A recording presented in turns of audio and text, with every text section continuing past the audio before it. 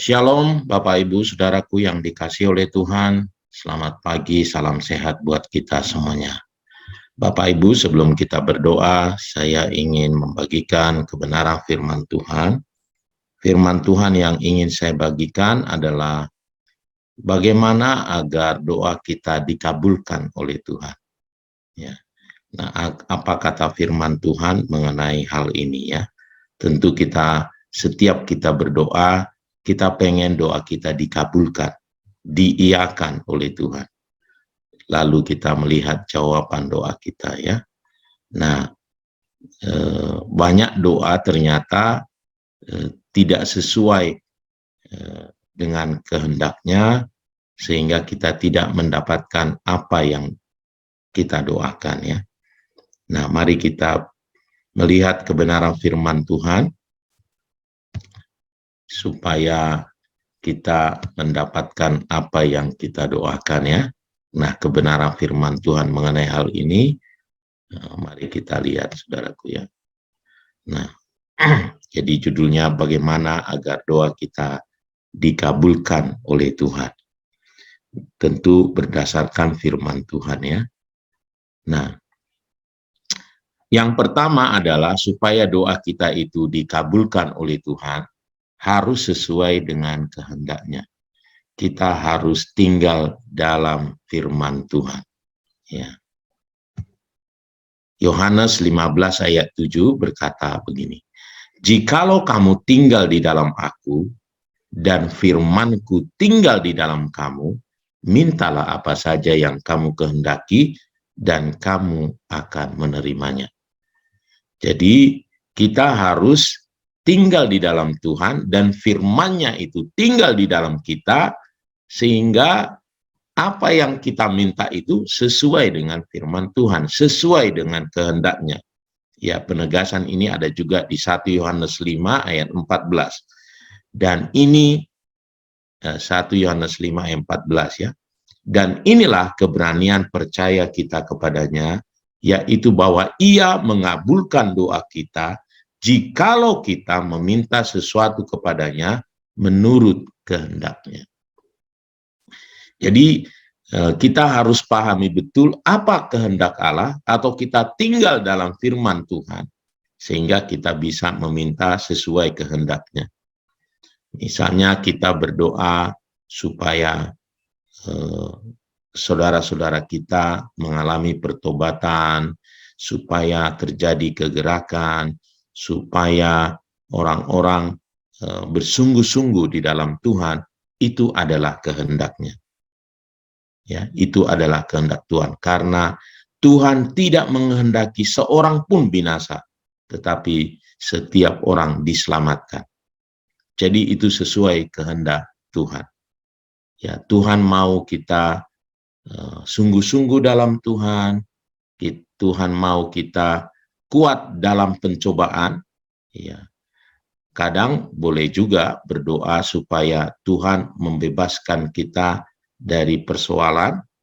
Ya, tetapi Tuhan ingin juga persoalan itu membuat kita makin teguh.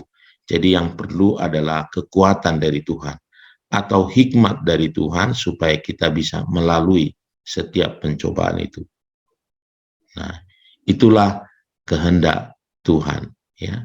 Nah, mari kita berdoa sesuai dengan kehendak Tuhan. Kita harus banyak mengerti firman Tuhan sehingga permintaan kita sesuai dengan kehendak Tuhan dan Dia pasti mengabulkannya. Itu yang pertama ya. Nah, yang kedua, kita harus berdoa dengan penuh kepercayaan. Matius 21 ayat 22, dan apa saja yang kamu minta dalam doa dengan penuh kepercayaan, kamu akan menerimanya. Ya. Sebagai ilustrasi adalah ketika seorang perempuan, nah ini yang digambar ini, seorang perempuan yang sakit pendarahan, ya, dia datang kepada Tuhan dengan penuh keyakinan. Dia berkata, asal ku jamah saja ujung jubahnya, maka aku akan sembuh. Ya, jadi tergantung pada kepercayaan kita. Jadi ketika kita berdoa kepada Tuhan, kita harus yakin dengan penuh bahwa Allah pasti mengabulkan doa kita. Tentu pertama tadi harus betul-betul percaya, harus sesuai dulu dengan kehendak Tuhan, ya. Jadi baru dengan penuh keyakinan. Nah, yang selanjutnya adalah permintaan kita itu bukan sekedar hanya untuk memuaskan hawa nafsu kita. Ya, banyak orang berdoa supaya ia diberkati, hanya itu saja, supaya dia berkecukupan, supaya dia sukses. Hanya sampai di sana, nah itu salah berdoa katanya, ya. Yakobus 4 ayat 3 berkata, atau kamu berdoa juga, tetapi kamu tidak menerima apa-apa karena kamu salah berdoa, sebab yang kamu minta itu hendak kamu habiskan untuk memuaskan hawa nafsumu. Jadi hanya untuk egonya sendiri, untuk dirinya sendiri. Nah, tentu bukan nggak boleh berdoa untuk diri kita berdoa untuk diri kita, tetapi untuk kemuliaan bagi nama Tuhan, untuk kita bisa dipakai menjadi berkat bagi orang lain, bukan hanya untuk diri kita sendiri. Allah rindu memberkati kita, tetapi memberkati kita supaya kita bisa menjadi berkat bagi orang-orang lain. Allah ingin mengangkat kita kepada kemuliaannya, kepada tempat yang tinggi, supaya kita menjadi kesaksian bagi banyak orang.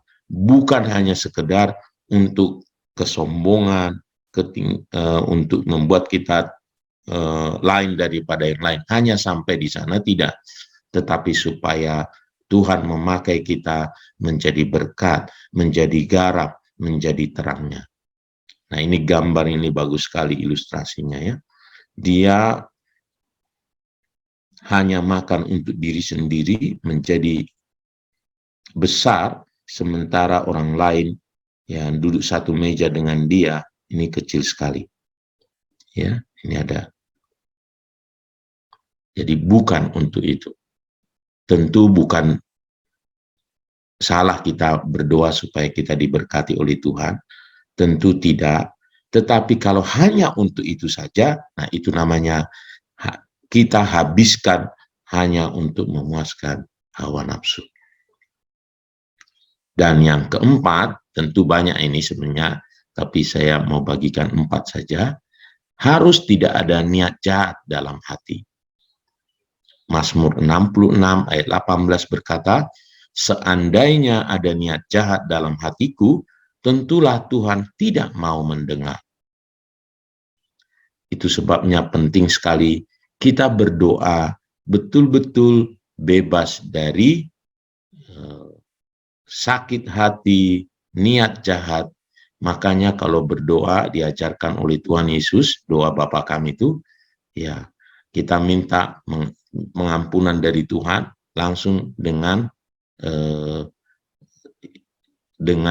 lanjutannya adalah seperti kami juga mengampuni orang yang bersalah kepada kami. Jadi kalau ada orang berdoa tetapi ada niat jahat dalam hatinya, Tuhan katanya, ya Tuhan tidak mau mendengar doa kita. Ya. Apalagi kalau berdoa dengan niat jahat. Tuhan, hukumlah dia, gitu misalnya, ya. Tuhan, hancurkan musuh kami begini, gitu ya. Tuhan, maksudnya musuhnya manusia, ya. Kalau si jahat sih, ya lawanlah iblis, gitu ya. Kalau pekerjaan si jahat kita hancurkan. Tetapi kalau orangnya tentu tidak. Makanya Tuhan berkata supaya kita berdoa untuk orang yang melakukan kejahatan bagi kita. kepada kita. Berdoalah untuk orang-orang yang menganiaya kamu, kata firman Tuhan ya. Jadi mari Bapak Ibu pahami kebenaran firman Tuhan mengenai doa ini, supaya Tuhan mengabulkan doa kita. Biar ini menjadi peneguhan dan renungan buat kita semua ketika kita berdoa Tuhan, sehingga Tuhan mengabulkan doa kita. Tuhan Yesus memberkati kita semuanya.